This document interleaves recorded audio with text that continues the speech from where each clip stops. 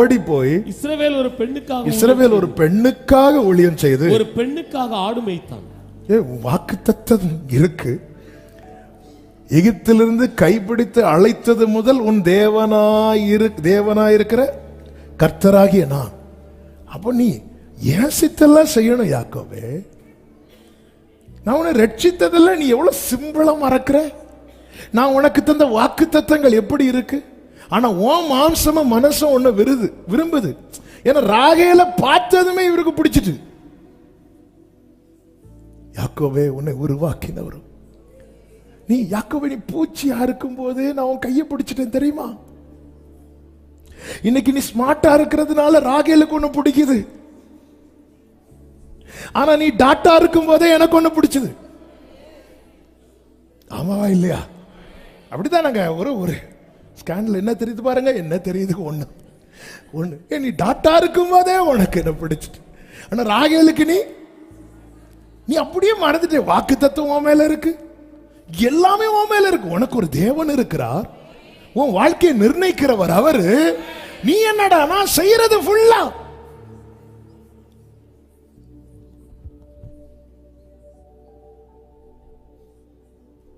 கர்த்தர் யாக்கோபுக்கு நிர்ணயித்தது லேயாள்.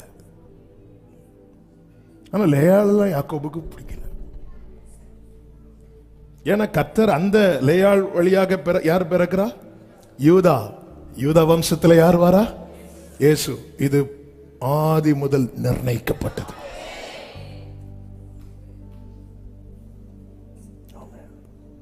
இன்னொரு சத்தியம் தெரியுமா? ராகேல் திருமணம் பண்ணான்.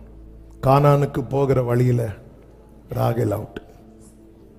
கானானுக்கு போகல, லேயாள் போனான். ஆபிரகாம் மரித்த போது ஆபிரகாம் சொன்னார், சாராள் பக்கத்தில் என்ன வச்சிரு. சாராள் பக்கத்தில் ஆபிரகாம் வச்சாங்க, ரெபேக்காள் பக்கத்தில் ஈசாக்க வச்சாங்க. யாக்கோபு ரொம்ப நேசித்தது ராகேல. ஆனால் அவன் சரீரம் எது பக்கத்தில் வைக்கப்பட்டது தெரியுமா? அற்பமா எண்ணப்பட்ட லேயாள் பக்கத்தில் தான் வைக்கப்பட்டது. ஏன்? தேவன் நிர்ணயித்தது. அடுத்த வசனத்தை பாருங்க. கர்த்தர் ஒரு தீர்க்கதரிசியை கொண்டு இஸ்ரவேலை எகிப்திலிருந்து புறப்பட 14வது வசனம். எப்ராயிமோ அவரை மிகவும் கோபப்படுத்தினான். உனக்கு நான் வாக்குத்தத்தம் வச்சிருக்கிறேன், உனக்கு நான் தேவனா இருக்கிறேன், உனக்கு நான் அது செய்யறேன் இது செய்யறேன்லாம் சொல்றேன். உன்னை நான் திரும்பவும் கூடாரங்களிலே தாபரிக்க பண்ணுவேன். நீ கூடாரவாசியா இருந்த, ஆனா உன்னுடைய செயல்னால இப்போ வீட்டுக்குள்ள இருக்க முடியல. ஏசாவனை இருக்க விடாம ஆக்கிட்டான் பாத்தியா, ஓட வைக்கிறான் பாத்தியா. எங்கேயோ ஓடி யார்கிட்டயோ தஞ்சம் புகுந்து அங்கேயும் இருக்கு. அங்க கொஞ்சம் முகம் மாறினாலே, இன்னொரு வீட்டுல நம்ம இருக்கும்போது அந்த வீட்டாருடைய முகம் மாறினாலே நமக்கு இருக்க முடியாதுங்க. நம்ம வீட்டுல 1000 பிரச்சனை இருக்கும், ஆனா இன்னொரு வீட்டுல முகம் மாறினாலும் இருக்க முடியல பாத்தியா. யாக்கோவே, நான் உன்னை கூடாரங்கள்ல குடியிருக்க பண்ணுகிறேன், நான் உன்னை ஆசீர்வதிக்கிறேன், நான் உனக்கு எல்லாம் செய்யறேன். அது வேண்டாம், அது வேண்டாம். அதனாலதான் ஆண்டவர் தண்டிக்கிறார், மட்டாய் தண்டித்தார். யாபோக்காற்றின் கரையின் அனுபவம் மட்டும் யாக்கோபுக்கு இல்லாம இருந்திருந்தா இன்னைக்கு யாக்கோபு இல்ல. ஆனா எந்த இடத்துல உடையணுமோ, எந்த இடத்துல விழுந்து அழணுமோ, அந்த தருணத்தை, அந்த இரவு மட்டும் யாக்கோபு தூங்கி இருந்தா அடுத்த நாள் அவனுக்கு விடியல் இல்லை. ஆனா அந்த இரவுல தேவ சமூகத்துல அவன் விழுந்து, ஆண்டவரே நீர் என்னை ஆசீர்வதித்தால் ஒழிய நான் உம்மை போக விடேன் என்று கதறின போது அந்த இரவுல கர்த்தர் யாக்கோபை இஸ்ரவேலாய் மாற்றினார். அவன் நிலத்திலிருந்த தத்தளிப்பு நீக்கப்பட்டது, துக்கம் மாற்றப்பட்டது, கடினமான நுகம் முறிக்கப்பட்டது. ஹல்லேலூயா. பிரியமானவர்களே, ஆண்டவர் இறங்குறதுக்கு ரெடியா இருக்கிறார். ஒரு வசனம் நமக்கு ரொம்ப தெரிந்த வசனம், ஆனா அதை படிக்கும் போதெல்லாம் பலன். சகரியா 1வது அதிகாரம் 15வது வசனம் இப்படி சொல்லப்பட்டிருக்கிறது. கொஞ்சம் கோபம் கொண்டிருந்த யாக்கோபு மேல கர்த்தர் எப்படி கோபத்தை வச்சிருக்கிறாரா? கொஞ்சம் கோபம். எல்லாரும் சொல்லுங்க. கொஞ்சம் கோபம் தான், ஆனாலும் அந்த கொஞ்சம் தாங்கிற கெப்பாசிட்டி எங்களுக்கு இல்ல.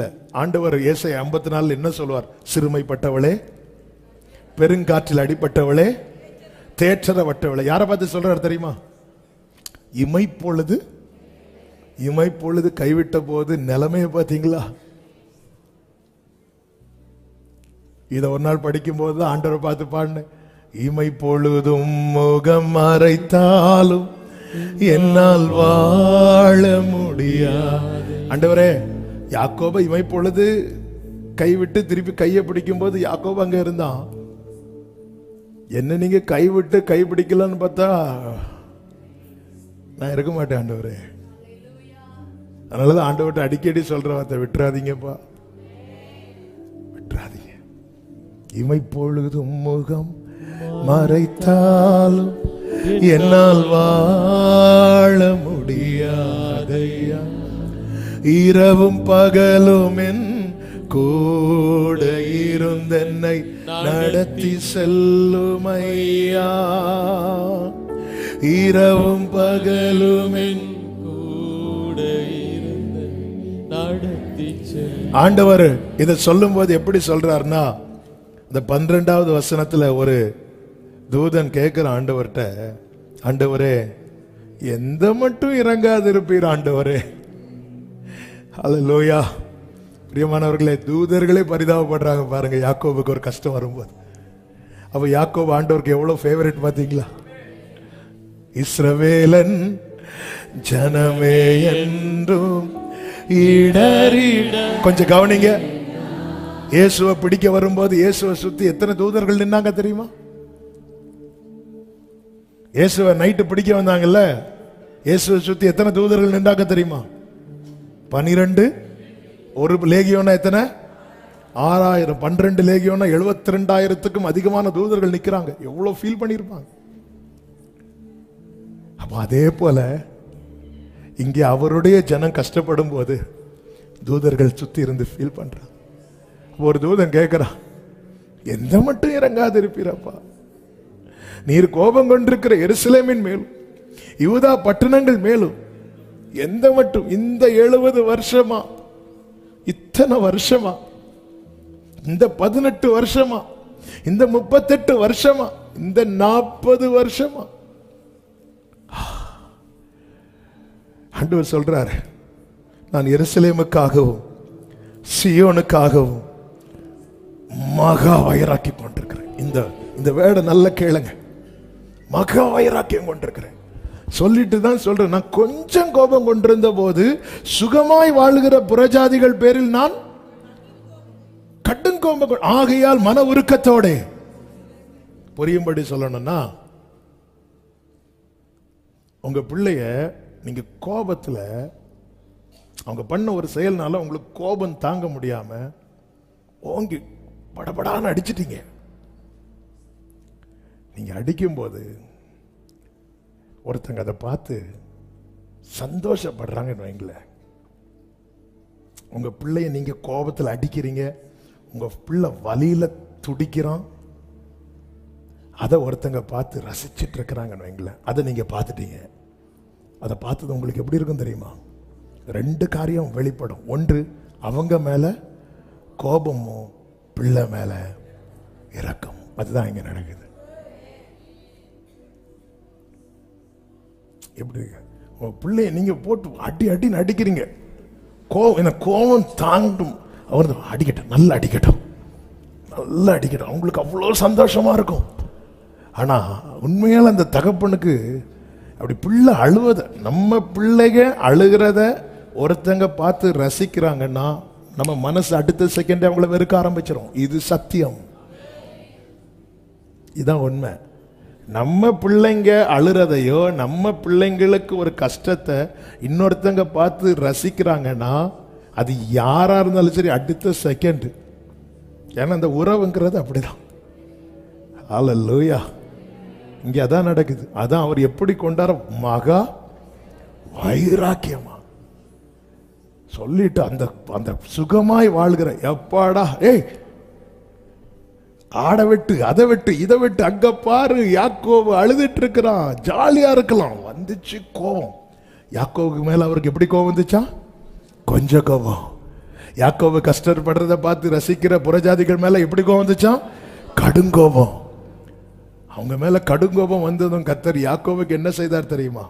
ஆகையால் மன உருக்கத்தோட எருசலேமினிடத்தில் திரும்பினேன். இப்ப புரியுதா? நம்மளை பகைக்கிறவங்க நல்லா வாழ்றது கூட நமக்கு ஆசீர்வாதத்துக்கு தான். நீங்க என்னடான்னா அவங்க வாழ்ந்திருக்கவே, அவங்க சுகமா வாழட்டும். அல்லேலூயா. ஆமான் சுகமா இருந்தாதான் மோர்தேக்காய் நீ குதிரை மேல ஏறுவ. ஆனா நீ ஏறிட்டேன்னா அதுக்கப்புறம் ஆமான் இறங்கிடுவான். அல்லேலூயா. ஆமென். உருக்கமா எருசலேமினிடத்தில் திரும்பினேன், என் ஆலயம் அதிலே கட்டப்படும், எருசலேமின் மேல். அடுத்த வார்த்தை, இன்னும் என் பட்டணங்கள் நன்மையினால். கைகளை உயர்த்தி ஆமென் சொல்லுங்க பார்க்கலாம். கர்த்தர் இறங்க ஆரம்பிச்சிட்டார். இது தேவன் நிர்ணயித்தது. இன்னும் என் பட்டணங்கள் நன்மையினால் பரம்பி இருக்கும். இன்னும் கர்த்தர் சீயோனை தேற்றரவு பண்ணுவார். இன்னும் எருசலேமை தெரிந்து கொள்வார் என்று சேனைகளின் கர்த்தர் சொல்லுகிறார் என்று பின்னும் கூறு, பின்னும் கூறு. திரும்ப திரும்ப சொல்லாத, திரும்ப திரும்ப சொல்லு.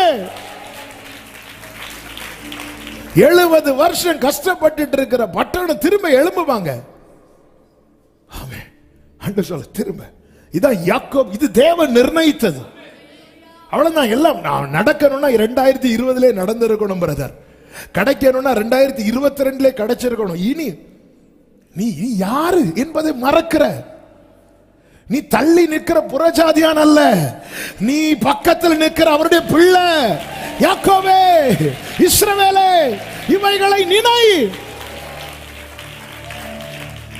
என் ஆண்டவர் கையை வச்சிட்டார்னா எல்லாரும் வலது கையை வைத்து, நான் புறஜாதி அல்ல, நான் அவருடையவன், நான் அவருடையவள்.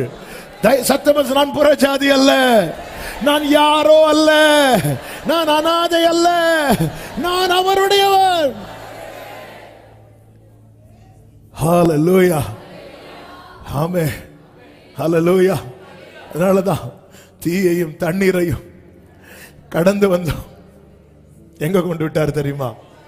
ஏன்னா நான் அவருடையவன். என்னுடைய முடிவு அவருக்கு மகிமையாதான் இருக்கணுமே தவிர அவருடைய நாமம் தூஷிக்கப்படுவதா இருக்கக்கூடாது. ஓ ரலபா தடரபா.